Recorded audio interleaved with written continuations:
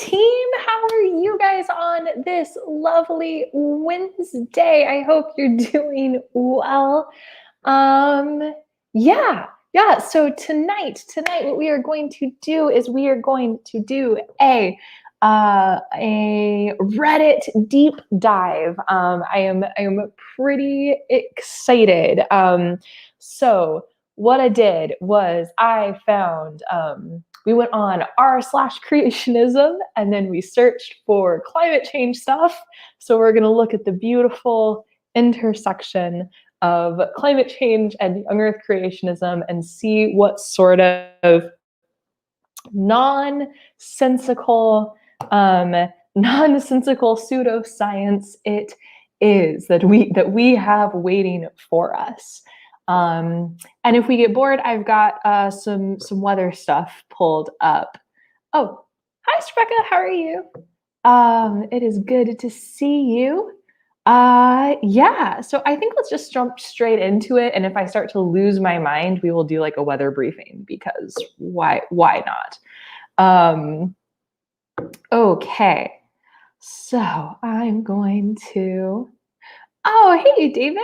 Good to see you here. Yay. Yes, here for the scorching climate takes. Yeah, I was trying to think of the right pun when I was making my thumbnail because I have myself saying like there's going to be some hot takes. I was going to be like, but it should be like a cold take because I don't think they believe in global warming. But the joke fell quite flat. Anywho.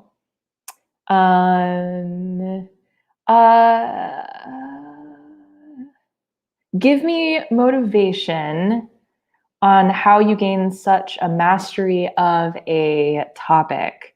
Many years of school. That's the unfortunate answer. And yes, please don't bring Nathan Thompson here. I don't want to do that again. Okay.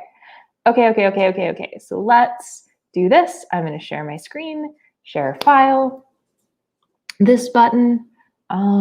Here we go. And share. No audio this time. So we've got this. Let's see if I can. There we go. I want to be able to see the chat. Okay, my face doesn't need to be that big here. That's the better view, I think. Excellent. So r/climate change, excuse me, this is r/creation, and then we search climate change. And let's just start at the top. Looks like the Institute for Climate Research released a new book called Ice Age and Climate Change. What is this? By Dr. Jake Hebert. Oh, that's just like an ad. We don't want to go look at an ad. That's 0% fun. Please focus only this question. How much would a young Earth affect climate change projections? Okay, yeah, let's take a look at this. A few months ago, I tried to ask that if Earth is only a few thousand years old and follows its history depicted in the Bible, how much does that change projections for climate change going forward? Because while I'm not an expert, I'm pretty sure a big part of modeling and climate sensitivity estimates follow the assumptions of natural climate change being a slow process, with ocean sediments, tree ring, data, ice cores, etc., believed to tell stories of hundreds of thousands to millions of years ago. So I'm trying to ask how big of a monkey wrench, I think, how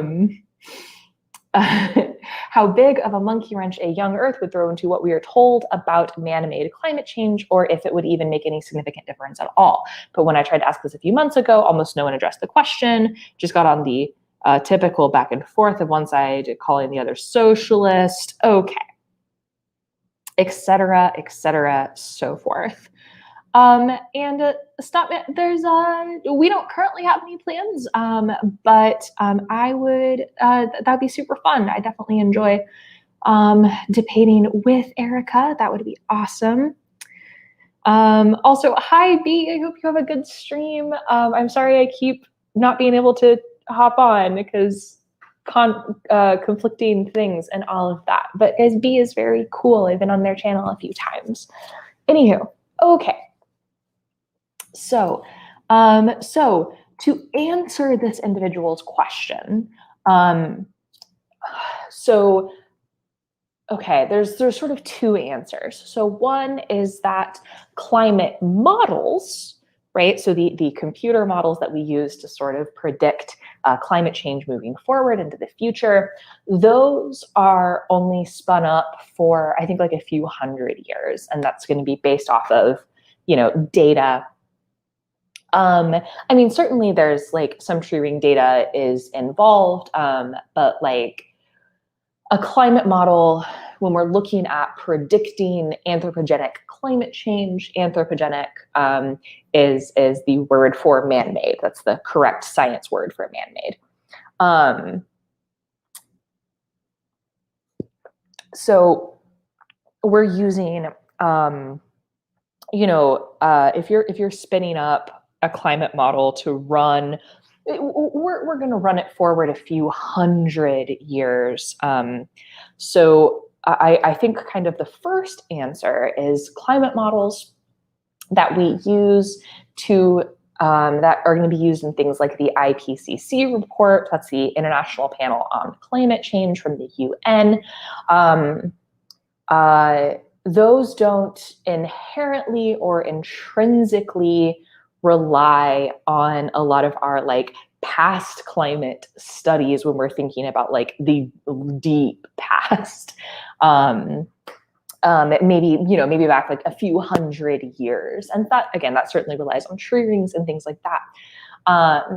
But we're generally like predicting climate change into the next few hundred years, right? So there's an order of magnitude difference of thinking. But if the question is, so that's sort of one answer to the question of would a like biblical timeline or young earth creationism affect like current climate predictions? I mean, so like not directly. But certainly there's the indirect effect, right? And the indirect issue here is going to be that the same methodology that we use to reconstruct past climate from 1735 is the same methodology we can use to reconstruct climate from 50 million years ago. So there's the like, so this is something that always really gets me with young earth creationism, right? Is that the methodology by which we study geology or paleoclimate or astronomy, right? That methodology isn't different from the methodology that we use to like predict tomorrow's weather or know when the next lunar eclipse is going to be, right? So if we can't, so really to me, if you want to be like a diehard young earth creationist, then you shouldn't trust any science, right? Because there's no difference in what like the nitty gritty, the like nuts and bolts, like there's no difference in the science that I do versus the science that like a geologist does, right? It's not like, we have different fields of expertise, right? And like our individual experiments might look different, but like we're using the same scientific method. We're really, I'm sorry, I'm distracted by chat. Secular rarity, absolutely. It wouldn't really mess with like current prediction. But it's the same, exactly, it's the same type of indication that it happened. Tree rings, mollusk shells are a great way to know about paleoclimate going back millions of years. So it is sort of like, it's the distrust of science, right? And the distrust of expertise that really throws me.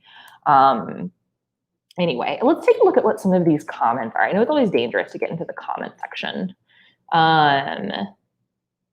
The deluge, so that's Noah's flood, dated to the 24th century BC. I don't think they mean that because 2400 BC. Yes, that would work.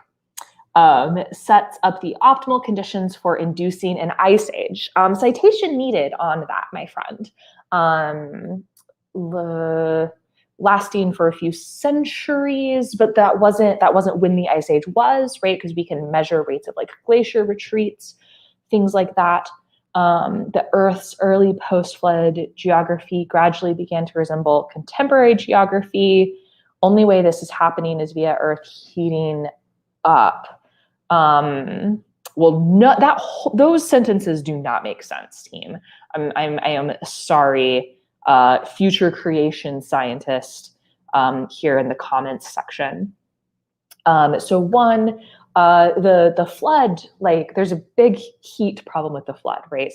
So if you have a global flood that does all of the things that most younger creationists claim that it did, which is like made the Grand Canyon in a few days, raised Mount Everest, raised the mountain ranges, right? All of these things.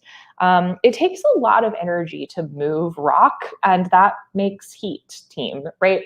And so that's certainly, I don't know where you get that this is ideal conditions for an ice age. So I would really, really need to see a specific argument on that. Okay.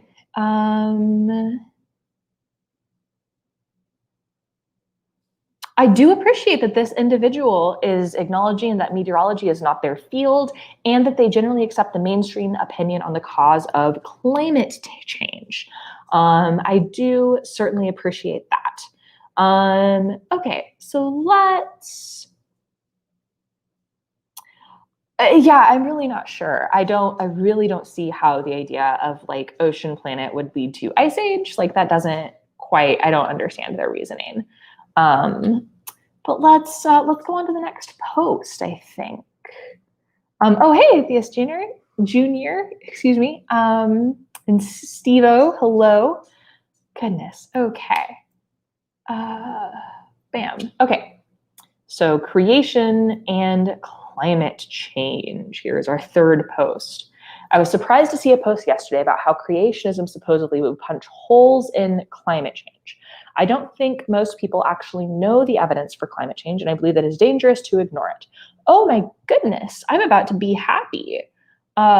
Maybe there's like hope here that these individuals are like understanding that climate change is man-made and it is a problem that we should address. Okay.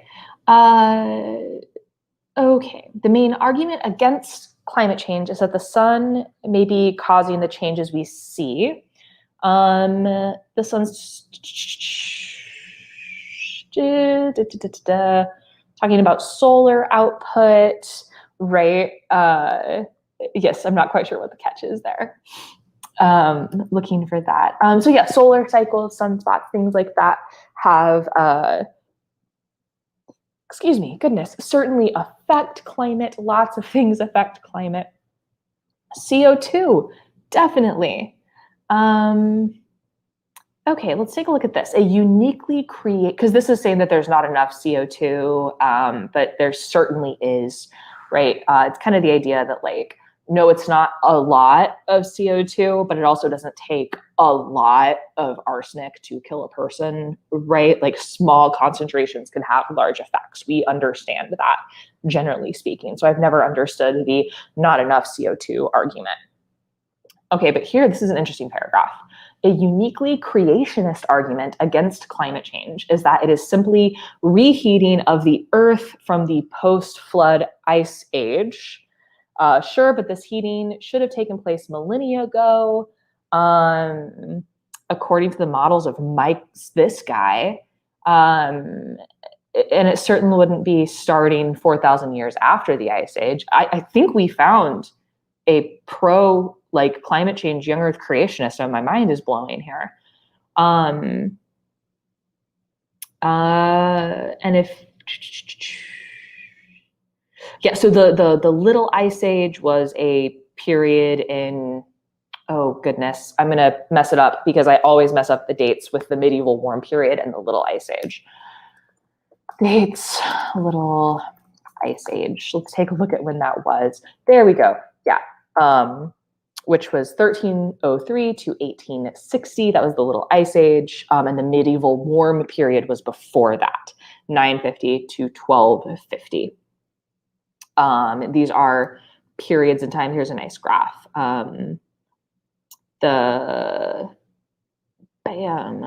Open image in new tab. Let's take a look at this. It's not very big. Okay. This is like global temperature going back to about year zero. There's the Little Ice Age and the medieval warm period. Anywho, okay. So that's what he was referencing, the Little Ice Age. Even Michael Ord thinks that humans are majority accountable for global warming. Oh my goodness. Finally, many people say that this may just be a way that God brings the end times. Oh, I'm so sorry. You guys were seeing Reddit that whole time. Goodness. Also, hi, Dora, and thank you so much for your coffee donation from, it was about a couple weeks ago, and I forgot to say thank you earlier, so thank you so much in keeping me caffeinated. Hold on, let me stop sharing this guy, and I will share, I'll share this Chrome tab. Here we go. Here we go. So the Little Ice Age, the Little Ice Age was this period of time. It was up to like 1806. And then the medieval warm period was like 950 to, what would they say, 1250. So these are just periods of time of like somewhat anonymously cold and anonymously warm periods. What caused those is certainly active areas of research. Those are really good questions. Yeah. Okay. So I'm going to stop that, and then I'm going to do share screen. I wanted to share the window. There we go. That was the wrong button earlier. Okay. Here we go. So, okay, let's talk about how many people, about climate change in the end times. People's reactions to it are way out of proportion.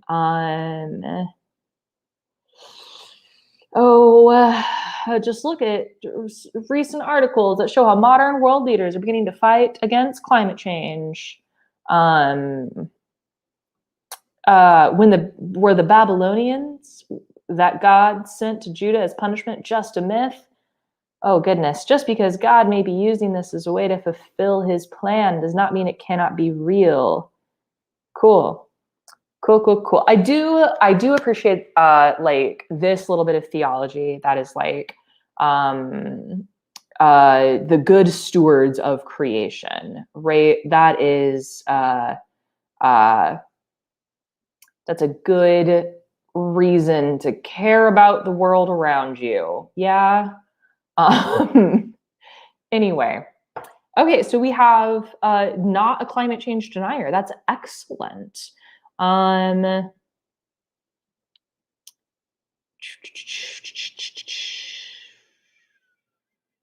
Let's see what else we've got. Oh no. Okay, climate change is an example of what happens when you build on knowledge that has not been properly proved. Yeah, okay. When I have dug down into this, I found 1, the theoretical CO2 model is logarithmic, so doubling of CO2 is required to add linear change to the temperature. So, okay, that's like one sentence. I have a video in my climate dynamics series that's like, how does CO2 affect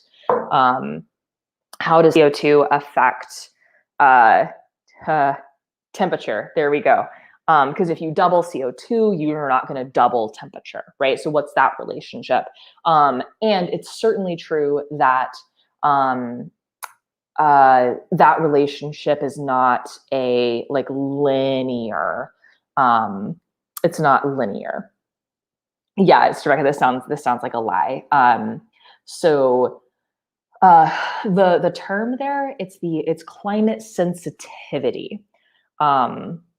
And that certainly can't be reduced down to the climate sensitivity. So how sensitive is Earth's climate to changes in different parameters, and how much does CO2 specifically change? Would CO2 change versus other factors? So for example, adding a smaller amount of methane than like CO2, the climate is more sensitive to methane than it is CO2. So doubling methane would have a much bigger effect on temperature than doubling CO2. But all of this to say is that like, this is a thing that's like well understood and well studied. It is also a thing that is, I think, kind of difficult to communicate to the public. So definitely, if you're curious about more of that and you haven't checked out the like climate sensitivity video in my climate dynamics series, I think it's about 10 minutes long, and I go into more depth and bring out some of the math. So I'll leave past Maddie to explain that in detail. Let's look at the second point. This might require further investigation, but it seems there is a flaw that the energy absorbed by CO2 is all re-radiated downwards into the atmosphere and none into space. So that is not an assumption that anybody makes, right? When CO2 absorbs the outgoing long-wave radiation coming from Earth's surface, it absorbs that energy and then it re-radiates it equally in all directions. That is well known. There is certainly no climate scientist, no atmospheric scientist on the planet who thinks that all CO2 is re-radiated downwards. No. We this generally, the simplest way to look at it is that half of it goes back down. Anywho, so this is just this individual misunderstanding. The greenhouse analogy seems flawed. Okay, por qué, sir?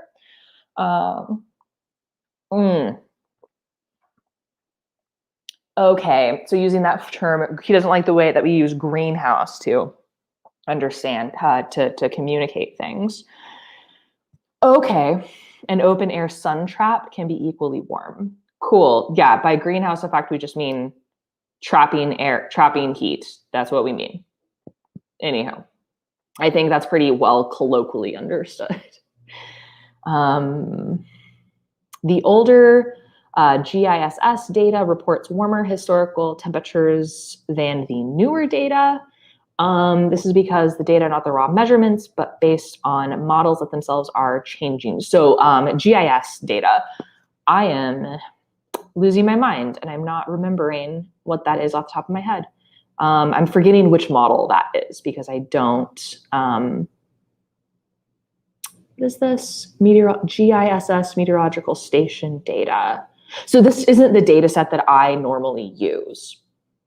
Goodness, what document did I just open? Okay, I don't need that. Let's take a look. What is the GIS? Because I can't remember if that's a climate model. So GISS. Meteorological data. It took me Goddard Institute for Space Studies. Thank you, Tesla Ranger. Let me pop that up. Thank you. So I'm guessing that, okay, so this is probably satellite. Is this satellite data? This is an estimate of global surface temperature change. This is combined. So global map station data, zonal means, series or seasonal cycle, animations. There we go. The basic GIS temperature analysis scheme was defined in the late 1970s. when a method of estimating global temperature change was needed for comparison with one-dimensional global climate models. The analysis method was fully documented in this paper. Several papers describing updates to the analysis. Okay, so I think what this is going to be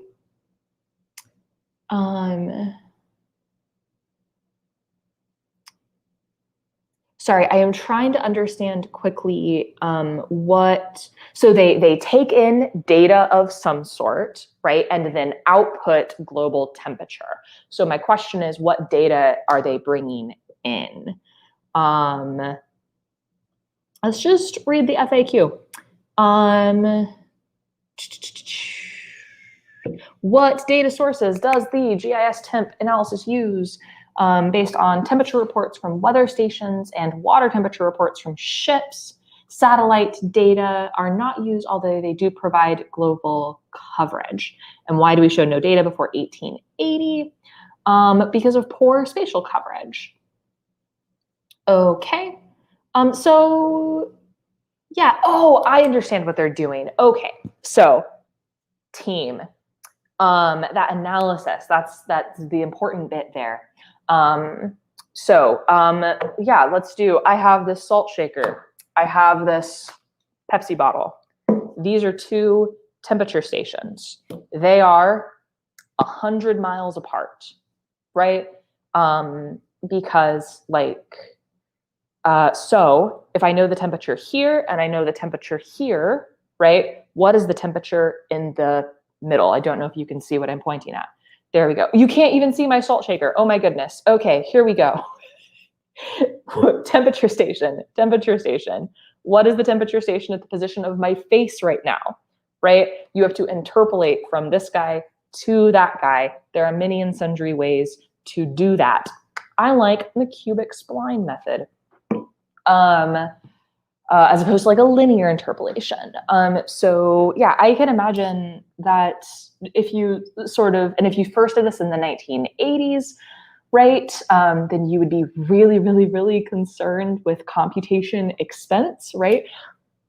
If you're trying to integrate all temperature data from the whole planet since the 1800s, that's a really, really big data set.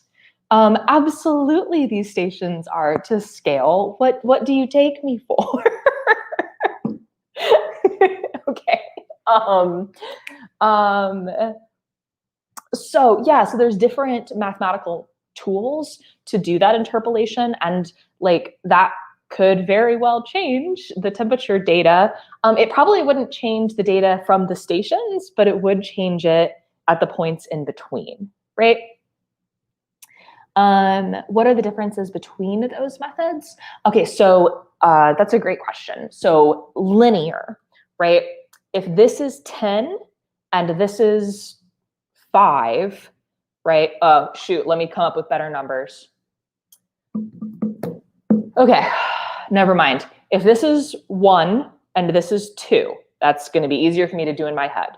Then for a linear interpolation, the point in the center would be 1.5, right? We would assume that the change between this and this is just a straight line connecting the points. But that's not necessarily true, right? So if we wanted to use like a more advanced method, I need more things to look at. So I'm going to tilt my camera down at my ridiculous props. Okay, I'm also going to make my face bigger. Here we go. Okay. No. The 5 and 10 aren't Kelvin. I'm sorry. I'm just like coming up with numbers. So like if this is 40 degrees and this is 38, then this point in a linear interpolation would be 39, right? But we could, instead of connecting these guys with like a straight line, goodness, I'm just grabbing whatever props are sitting next to me. We could connect them, right? We could try to connect it with a curve, and there's reasons for that.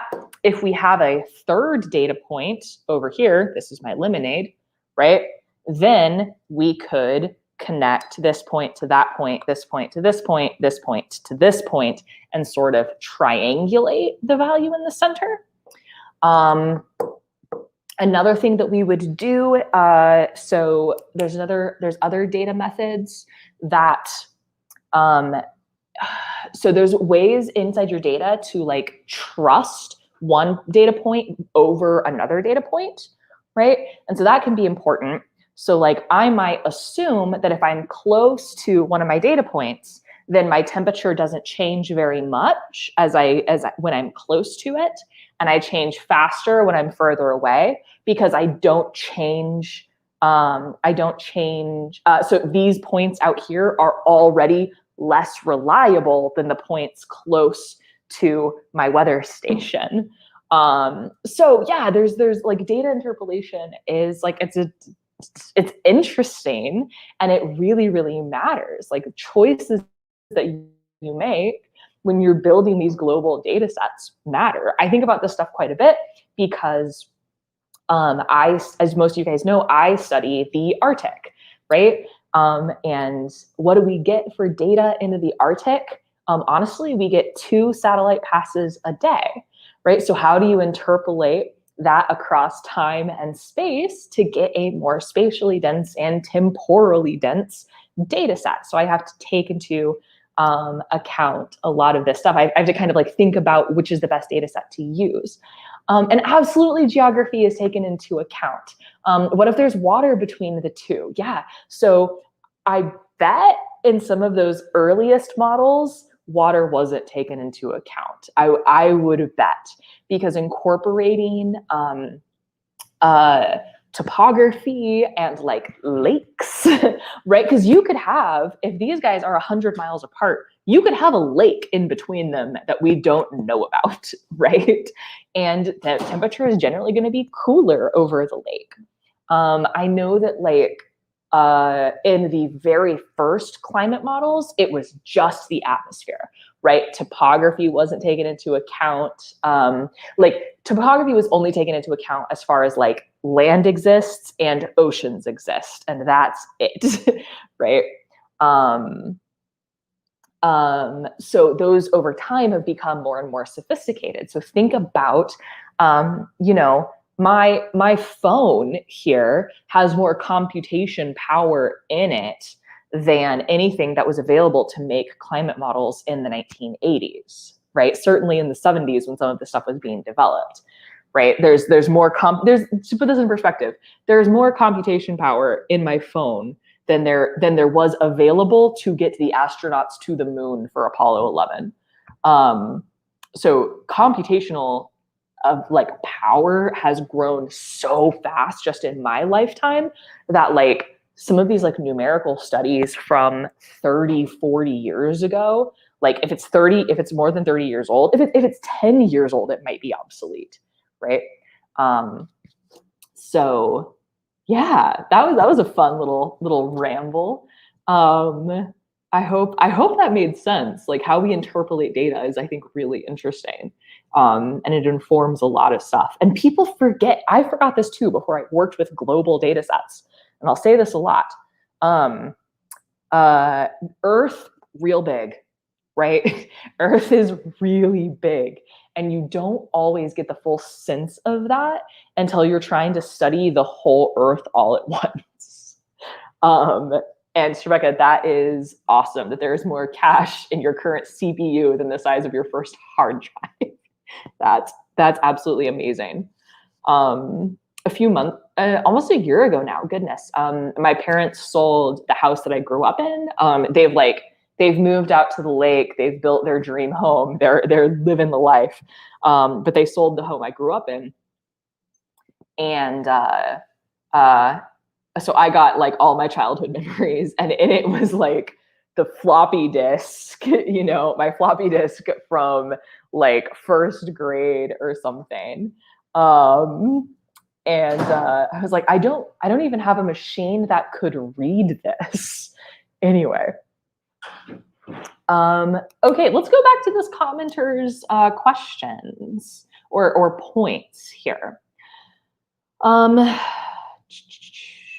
And indeed, people used to be warned about another ice age. Yes, so like in the 70s, there was, I think it was a group of geologists who were concerned about global cooling. I would like to point out that climate science like wasn't a field in the 1970s.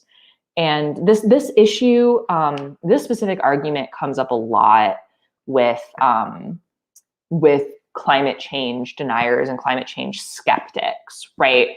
That like, well, scientists used to think that there was going to be global cooling, and now they say it's going to be global warming. So how can we trust them?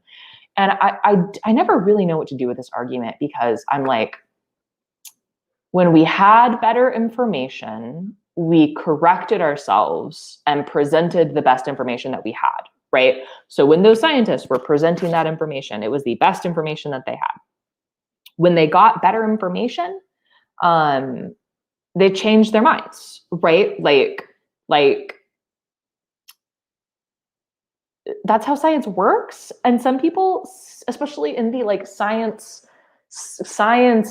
denialism realm, seem to view that as a flaw, as opposed to its like number one strength. And again, the people that were warning about that ice age, I'm pretty sure were mostly geologists, and that's no shade on geologists. Geologists do really good work. But again, climate science like didn't exist. So I don't know. I found reading the papers pretty impenetrable. So that's fair. Science articles aren't written to non-specialists, right? And they shouldn't be, right? This is how and we all do this, and whatever our field of expertise is, we speak differently about our field to people who are already experts in it versus someone who is not. I often rely on the analogy that like, I do not know how car engine repair is not a thing I'm an expert in, right?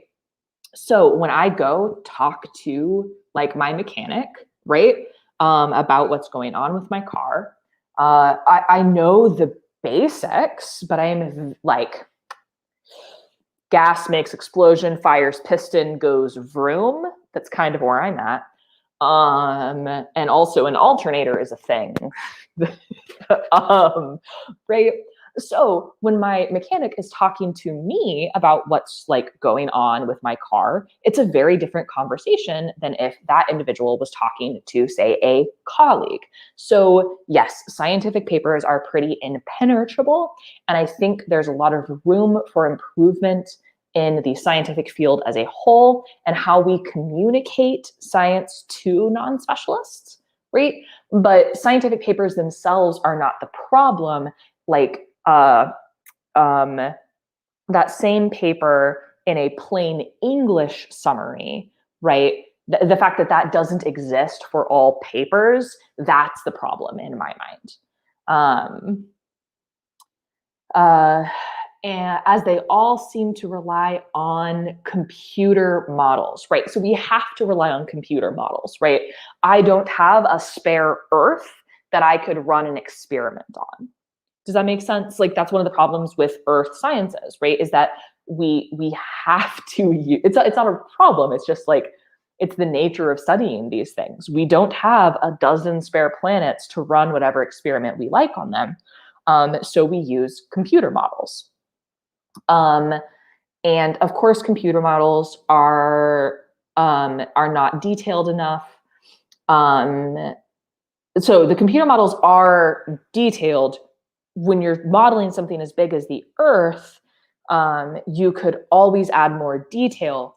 The issue is like we're like up until like now, the issue has always been computation expense. To some degree, it still is computation expense, but like every university with a meteorology program these days has a supercomputer, right?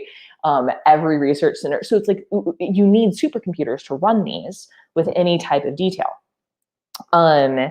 And we could always make them more detailed. We could always make them better, but it's the constant balancing act of computation, expense, and like preciseness of the model, and then preciseness of like the initial conditions that you bring in. So your model output can't be better than the data you put into it, right? So if you only have data to start with every, I don't know, like if you had 50 kilometer spacing for your temperature values over the whole planet, that would be absurdly dense. We don't have that. So why would we think we can have an output that has more than 50 kilometer resolution, right? You can't. Anywho.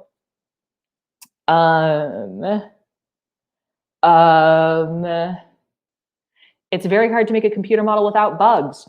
True. There are whole journals about, hey, I think there's a warm bias over Antarctica in the model output of this model, right? This is what we work on. Very easy to change one until it confirms your expectations. This is not true in science land, right? Most computer models, especially at least in atmospheric science,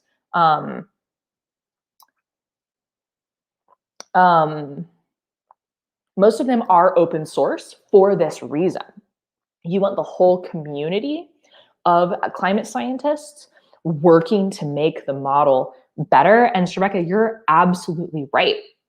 Get one of these open source models, get it running. Some of them you can run a more limited version on like a laptop, right? So get that going, and find a bug, right? This is whole fields of research that are on finding bugs or finding issues, right? I think we make too much water over Brazil in springtime, right? Like that is a paper you could publish, right?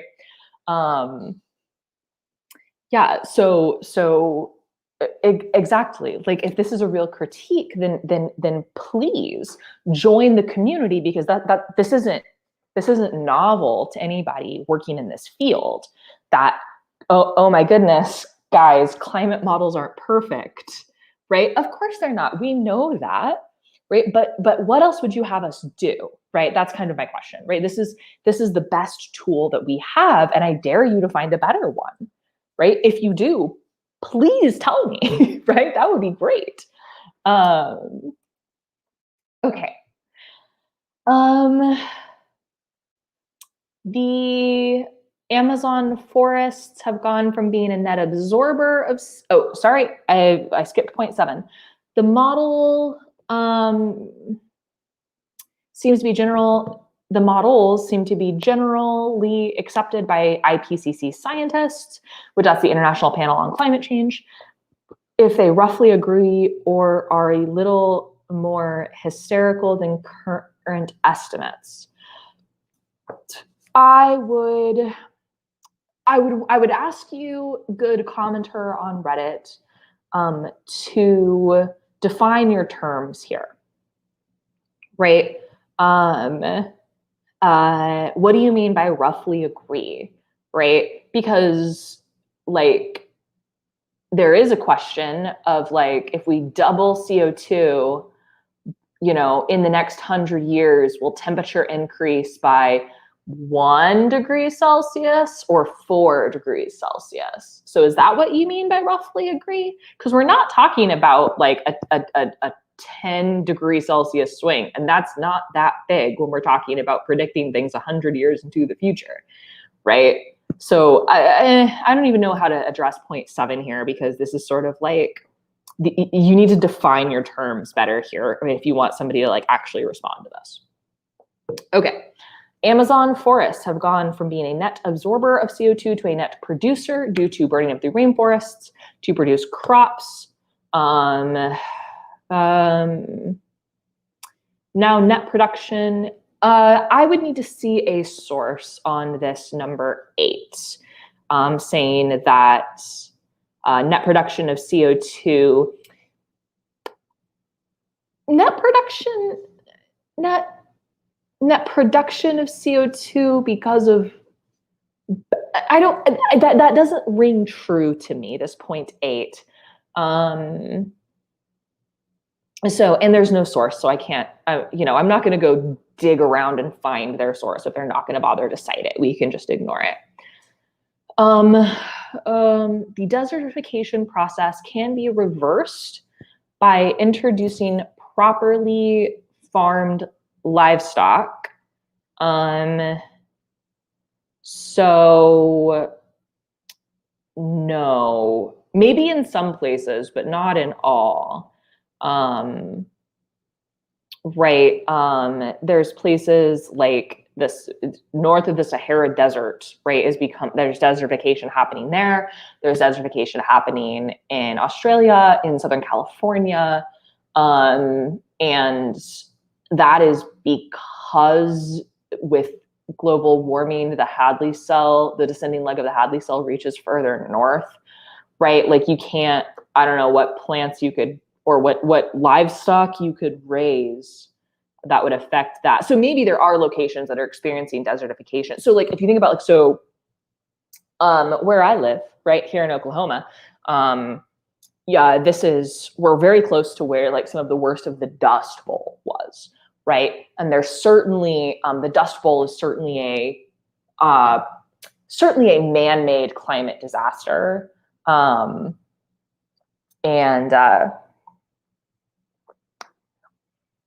that was like, there was a lot of over farming and tearing up of grassland. And then there was years and years of drought that made everything worse, right? So like over farming can certainly affect the climate of different regions. And so not doing that would eventually reverse the problem. But like, the regions that were affected by the Dust Bowl nearly 100 years ago now are very much not recovered. And more CO2 and vegetation. So despite what you may have been told in elementary school, so like, yes, please, plants are very good things. The majority of CO2 that is pulled out of the atmosphere is absorbed just by the ocean. And the most CO2 that's going to be absorbed by plants and then oxygen gets produced is by like algae, right?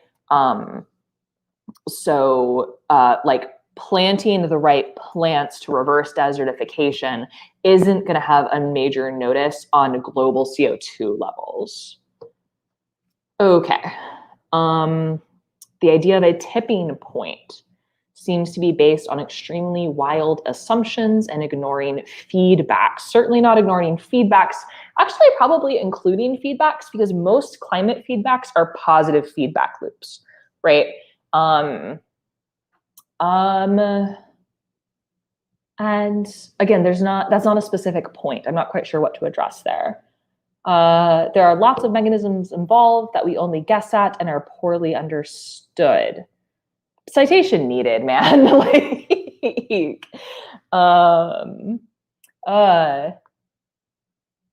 Oh goodness. Ultimately, this all relies down to thinking we can fix this ourselves and not rely on God. See, no, that is not a good take. That is not a good take. The reason that's not a good take, and certainly not nearly as good take as like the we're required by God to be good stewards of the earth, right? It's a much better climate take. Because what that sentence, we can fix this ourselves and not rely on God, what that mindset like reads and what that lends itself to is my actions don't matter. I can do whatever I want to earth and experience no consequences, right? Which is very silly, right? Understanding how even one little human can affect their environment is pretty understandable, right? Just think about like hunting, fishing, things like that, right? I think we all have a pretty intrinsic understanding of overhunting, overfishing, right? That like I love salmon, but if me and every other human on the planet ate as much salmon as we wanted all the time, right? Then we would very quickly not have any salmon. So I can't have salmon whenever I want, right? I can have salmon sometimes. It's delicious. And if I have it sometimes this year, then next year I also get to have it sometimes.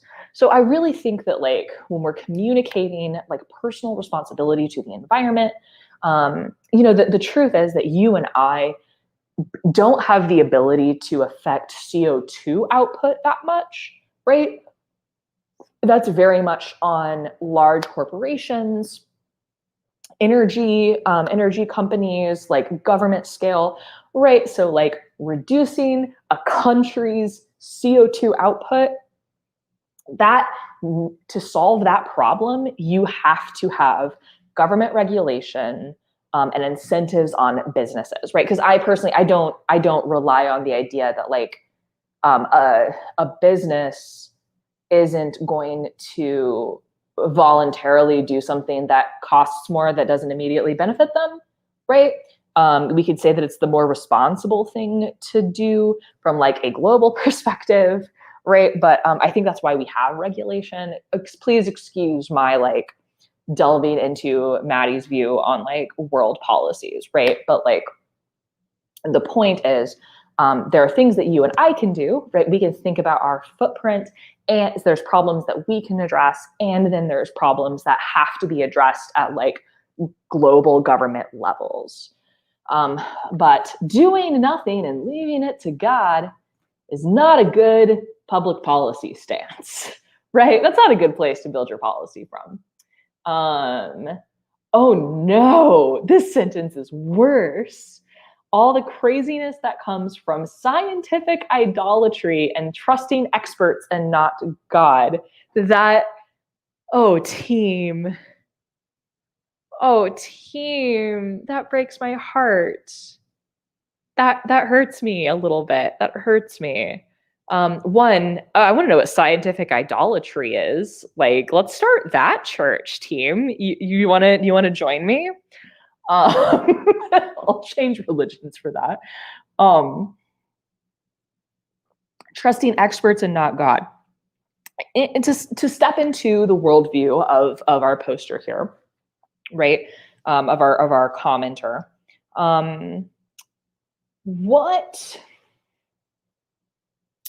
Let's see. What if God is using the experts to communicate, right? Right, like I have some, God-given ability at math and science, right?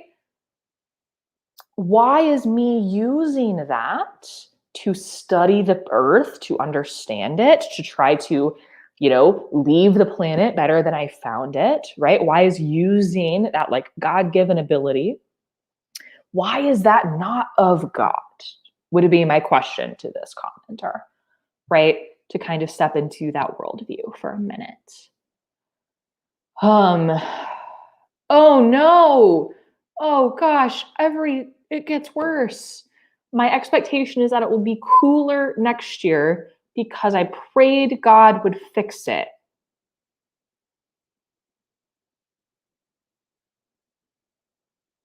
Oh no. But also Australian fires might have released a lot of smoke into the atmosphere. Smoke, my guy, is black carbon. That's black carbon. What you need to have a cooling effect is sulfur dioxide, right? Like dark colored things and carbon in the air does not lead to cooling. What you need are things that it would reflect sunlight. So that's what you get out of a volcanic eruption. And note, you get a lot of carbon out of volcanic eruptions. That doesn't lead to cooling. The sulfur dioxide does, because sulfur dioxide is real shiny. Anywho,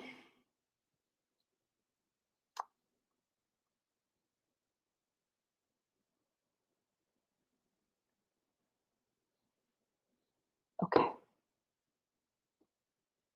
Goodness gracious. Okay. A story by someone who knew one of the scientists modeling ozone was told me They had produced a complicated model and been doing a lot of measurements and aircraft to input to their model. It turned out they had forgotten to include the effects of lightning, which happened to be the main source of ozone. I can actually tell you exactly what this story is about. I'm making some inferences here. So ozone, there's not a lot down here where we breathe, right? Ozone is bad for humans. Where there is a lot of ozone is in the stratosphere. That's the layer of the layer of the atmosphere that is down here on the surface with us, where we live and breathe. That is the troposphere. Above the troposphere is the stratosphere. The troposphere and the stratosphere are chemically distinct from one another. The stratosphere has a lot of ozone and not a lot of water vapor, carbon dioxide, carbon monoxide, or methane. This is one of the main ways that we can tell the difference between tropospheric air and stratospheric air.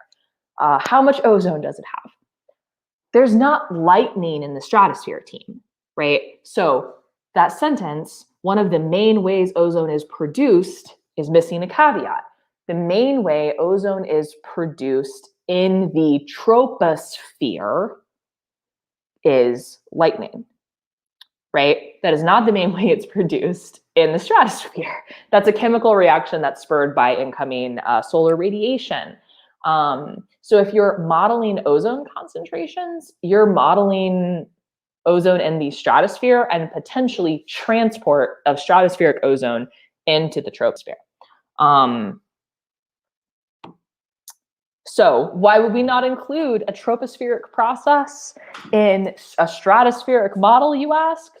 Because that doesn't make any sense, right? Now, if they were switching, I don't know. So if they needed to take into account lightning, then they're clearly modeling ozone here in the troposphere. My guess, this is where I'm guessing. Actually, I'm guessing on almost all of this, but this just like makes sense to me. My guess is that they took a stratospheric model for ozone and we're applying it to the troposphere, and we're like, crap, we forgot the lightning, and then had to include lightning. And then they found the problem and they fixed it. Yay! Right? That's so good. Okay. In my experience, says the commenter. What experience is that, friends? Although the data can be interesting, the conclusions of scientific papers are more likely false than true. Citation needed. Also, how do you arrive to that opinion, et cetera, so forth. Unpredictability of modern medical science? What? That's a different field. I am not responsible for a different field. Okay. Let's look at, what is this link? A finding ironically backed by science itself. What is this link? This is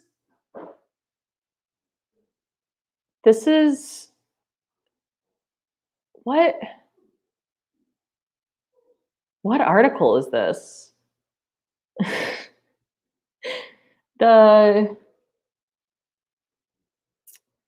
There's an increasing, seriously, what is PLOS medicine? I have no idea what article this is. Like, this is certainly, okay. There is increasing concern that most current published research findings are false. Why? The probability that a research claim is true may depend on study power and bias, sure. The number of other studies on the same question, and importantly, the ratio of true to no relationship among the relationships probed in each scientific field. In this framework, a research finding is less likely to be true when the study is conducted in a field are smaller. When effect size, sure. Oh no. It's an open access journal. So I'm still looking for like, yeah, this is, goodness, what is this figure? Okay. What's your sample size? That's what I want to know.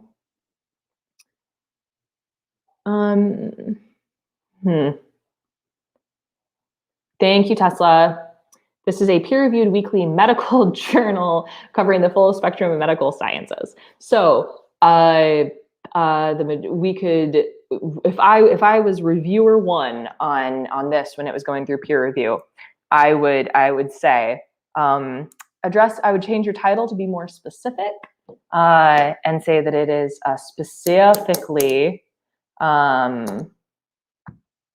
specifically about results or findings in medical journals. So why would a medical study be different than a study about cloud physics, you ask? Great question.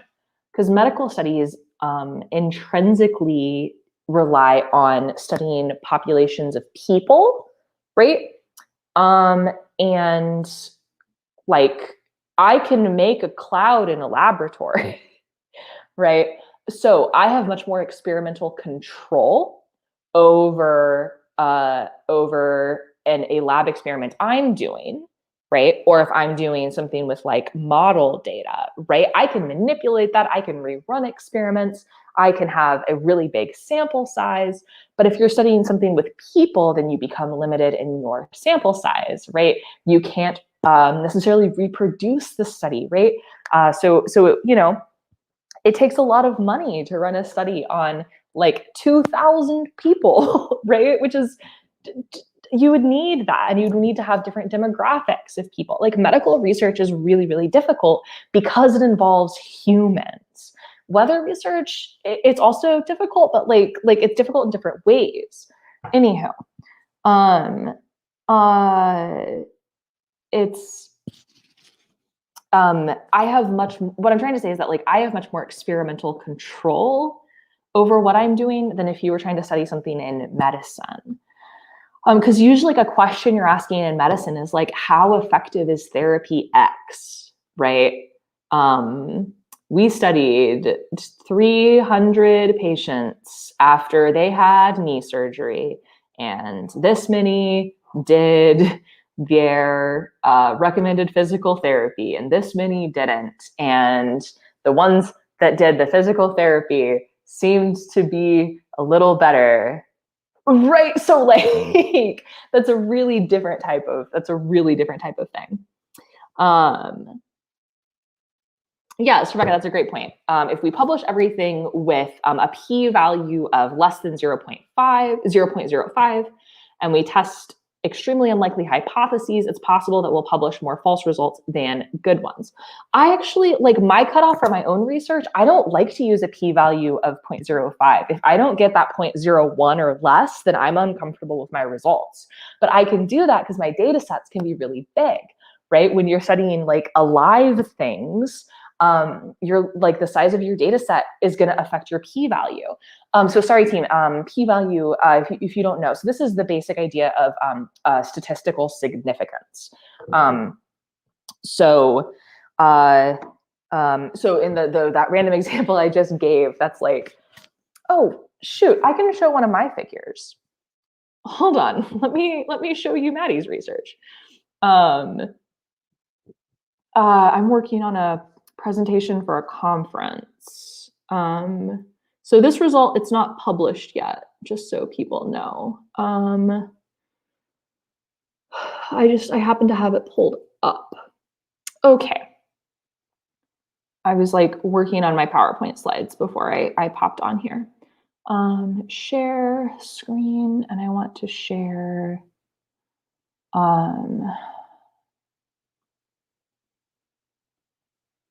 I want to share this PowerPoint, which I am working on.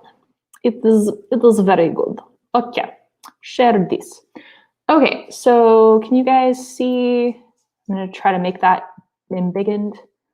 Okay, let me make my face small. Welcome to the main result from my master's work. So these are plots of the black gray contours are mean sea level pressure.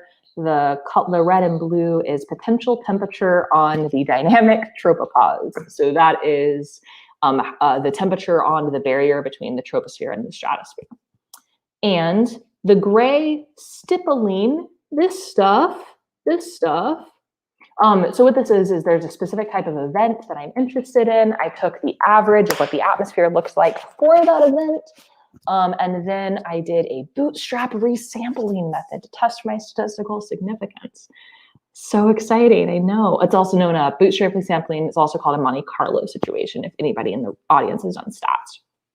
So those regions in gray are statistically significant with a p-value of 0.01 or less. So there is basically what that means is there's a 99% chance that gray shaded area didn't happen by accident, that this is actually something that is physically relevant. It did not happen by random chance. And the result is like a valid thing. There's a 99% chance that that is true. If your p-value is 0.05, that means there's a 95% chance that this did not happen by random chances. So what you're doing with p-values and with statistical significance stuff is okay, I don't know the best way to explain this, but let me do it like this. Let's say that you and I are playing poker, right? And every time I deal, right, I get a royal flush, right? Well, that seems odd and unlikely to have happened by chance, right?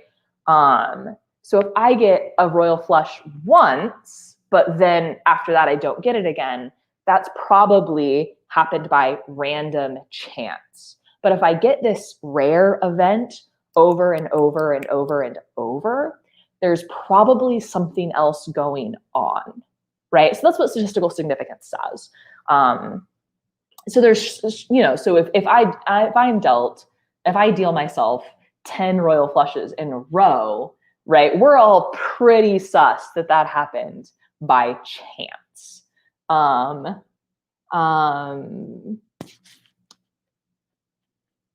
Oh my gosh, I'm so sorry, guys. I'm so scattered brained. I've been working on that presentation all day. And when I wasn't working on that presentation, I've been doing DM prep for my next Dungeons and Dragons stream. If you didn't catch that, I'm DMing for Gutsit Gibbon and Dapper Dino, TD Lane, Bent Hovind, Cheshire Vic, and Gutsit Gibbon, Erica, her fiance Luke is also on the stream.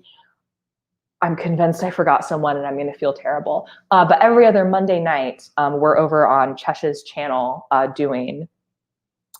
I'm so glad you watched. I'm building NPCs and Roll20 maps and stuff for the next adventure. I very much enjoyed throwing dinosaurs everybody to fight. And thank you, Secular Verity. I was talking about what it means to have a p-value less than 0.01, and I've somehow managed to start talking about Dungeons and Dragons. Okay.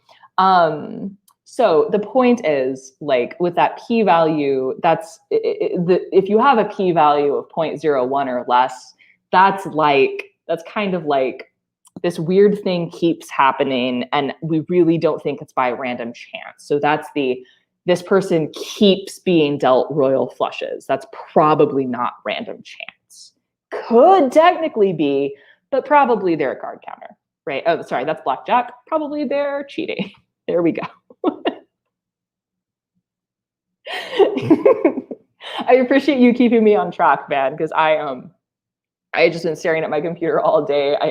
And when I do that, when I get scatterbrained, I just get lost in the middle of a sentence and stare off into space like a crazy person. I try to not do that on stream too much, but I haven't been able to help it. I totally did it in the D&D game. I was role playing like an NPC, and I forgot where I was for 5 whole minutes.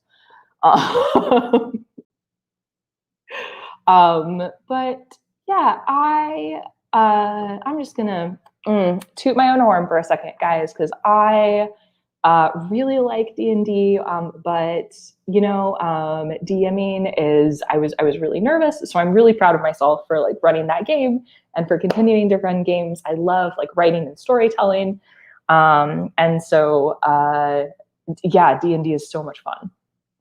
So I'm looking forward to it. So we'll be on again. It's at 6 Central, not this coming Monday, but the Monday after. Anywho, okay. Yeah, I have like 12 characters in my head. Okay. By the way, speaking of ozone, goodness, I am gonna try. I probably am gonna miss it because I've a professor from a class I took this past semester just got some really big weather balloons to launch what are called ozone sondes up into the stratosphere to record ozone concentrations in the stratosphere for some research stuff. And I've been trying to get out to film a balloon launch, but he had one on Monday and he's going to do another one on Thursday. And I just cannot make it. My schedule keeps getting messed up, but I really wanted to film that for you guys and explain how ozone sondes work. So I'm working on doing that for you. I love doing those real life science videos. And my favorite part about meteorology is field work. So I'm trying to get on some more field work stuff so I can film for all of you lovely people. But tomorrow it's like in the middle of my lab meeting. So I'm going to try to get out on the next one. I'll see what I can do. Okay, sorry, we were doing Reddit stuff. Yeah. I think let's pop over to, I think we're done with this guy's comments because he's like breaking my brain. I say guy. And also we're just going to start quoting Revelations, which doesn't seem like a very good scientific argument. So let's go to the next Reddit. So far, guys, the posters are actually being pretty reasonable and are not really denying climate change, which is great. Commenters are a little less so, a little more bonkers. Okay, but let's take a look at this. What do all the main creationist organizations why do all the mainstream creationist organizations engage in anthropogenic climate change denialism? That is a great question, person. Recently stumbled across highly disturbing fact that all the main creationist intelligent design organizations seem to endorse unscientific views on climate change. I'm sorry, this is a very good question, my friend. I couldn't help but laugh here because they're also promoting unscientific views on the age of the earth, right? If that is a position that you have to hold because of your faith, that's sort of one conversation. But if your claim is that, no, we hold young earth creationism because that is scientifically supported, that is a very different claim. And that second one is like blatantly false. Okay. So is anyone else here bothered by the fact that all these organizations seem willing to associate themselves with harmful science denial? I would like to post this to self-aware wolves. This is so close. You're so close, my friend. You really, really, really are. Okay.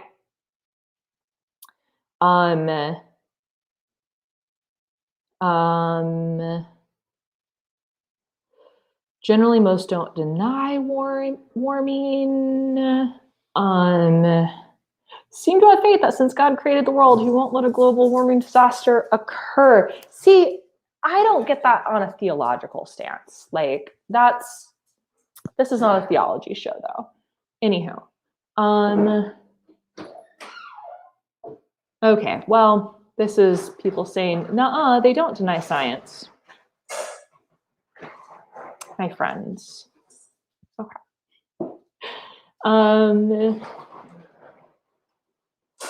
r/science. Oh, goodness. That's true. That's very true.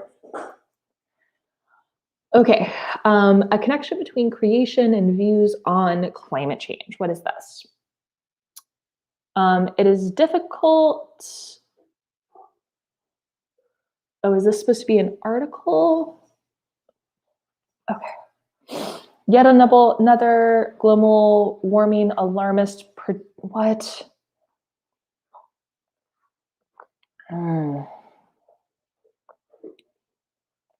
Okay. I don't want to read this article. We're here for fun Reddit things. Okay. Silly folks. Okay, team. Well, it is about 8:15. Oh, nope, we got to read this one. I was going to say, let's leave it there. But would a young Earth punch major holes in climate alarmism? I want to read this. I want to read this post so bad. Okay. I know this will likely be a contentious thread. I'm aware that there are some on the subreddit that believe that we should take action about climate change, and a larger percentage does not seem to believe the Earth is only 6,000 years old. So with that being said, I, for one, am convinced to take literally interpretation of the... I'm going to correct your grammar. I'm sorry, I can't not. I'm convinced to take a literal interpretation of the Bible's account of history and genealogies. And to the scoff of some who may or may not read this, I simply won't ever be convinced otherwise. That seems like a sad way to live your life. I love to be convinced of new things. So when it comes to climate change, the whole 97% consensus meme, even if it's true, doesn't faze me. My response is that you could get around the same number of scientists, if not more, believing in evolution. You're almost there. Almost there. Bow, my understanding, I'm going to guess but my understanding is that the increase in average temperature, that's not mostly nighttime lows, it's fine, is considered so scary is because this is supposedly the fastest the climate has ever changed. That is true. But if we all were to assume, for argument's sake, the Earth was only a few thousand years old, let's not yet still recognize the Ice Age, Roman and medieval warm periods, a little Ice Age farming on Greenland. Wouldn't that punch drastic holes, no W, in the whole No, my guy.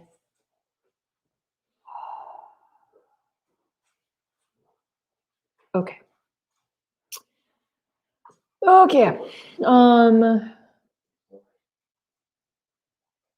Goodness. The book of Revelation said the sun was allowed to scorch people with fire. Elsewhere in the New Testament, it talked about the sun being darkened. Let's not use that as our...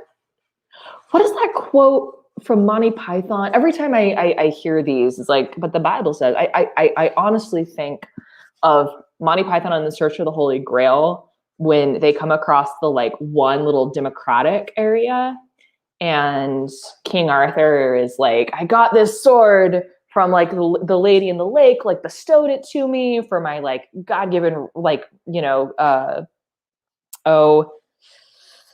something like right of kings, right? And then the little peasant dude is like,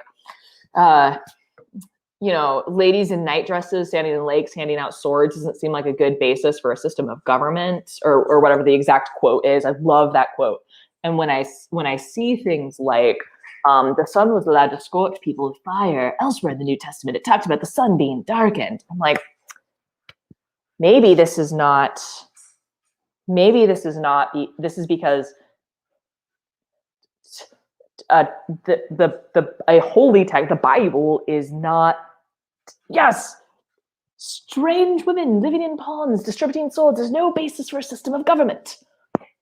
Ancient texts written by people without the internet is no basis for a system of science. Goodness. I love that movie so much. One of my favorite moments in Monty Python and the Search for the Holy Grail is the bring out your dead, right? The guy that's like the Black Death has come to the town and he's like pushing a cart to get the dead. I love the like, I'm not dead yet interchange. Everybody loves that. But the best part of that whole scene is the person in the background beating a cat against a wall by the tail. And it's just going, like, in beat with the bring out your dead chant. It is chef's kiss. Just perfection. No comedy will ever be so good as the background cat beating later. Oh. You can't expect to wield supreme executive power just because some watery tart threw a sword at you. Love it so much. I love it so much. Exactly. Okay. Oh my goodness. Oh my goodness. Uh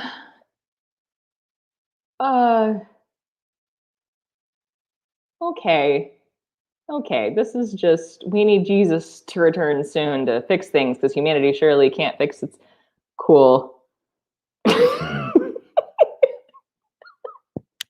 If I went around saying I was emperor just because some moistened bent had lobbed a scimitar at me, they'd put me away. I want to know how many takes it took to film that movie.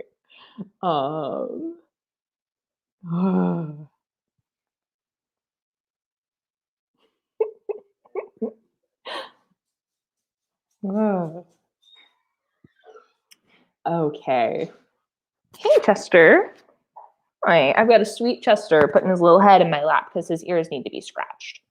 Okay. Yeah, I like this part. Let's do our best to fix the problem ourselves. Let's do that. And like, you know, if you're a person for whom prayer is important, like pray, right? It's fine.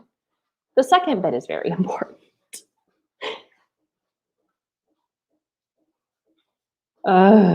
Okay. Okay, team. It is pushing 8:30. I think this is all of Reddit of r/creation that I can handle today. You guys are wonderful. Thank you so much for joining me this evening. I know I feel kind of bad. Erica got so given and I were streaming at the same time. So if you've been hanging out here, please go check out her video. I think she's doing an interview with someone, and her interviews are always super interesting. So yeah, definitely go check out Got Sip Given. You guys are great. I enjoy quoting Monty Python with you and talking about, p-values. So I hope you all have a wonderful, wonderful Wednesday. I'll see you here this time next week. And I should actually have a scripted explainer video out on Sunday. If there is a specific regional climate change, how is climate change affecting region X? If there's a question one of y'all has, please feel free, leave a comment. You can find me on Twitter, shoot me an email. I've been thinking about which regions I find most interesting, but that's not necessarily what y'all find most interesting. So if there's something you want to know about, let me know. I'll dig into it. Anywho, you guys are cool. Have a great night, and I will see you soon. Okay, bye, team.